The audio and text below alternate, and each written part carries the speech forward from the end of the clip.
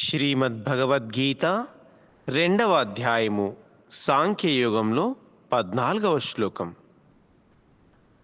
మాత్రా స్పర్శాస్తు కౌంతేయ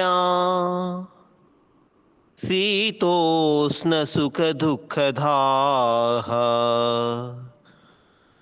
ఆగమపాయినో అనిత్యః తాం స్థితిక్షస్వ భారత.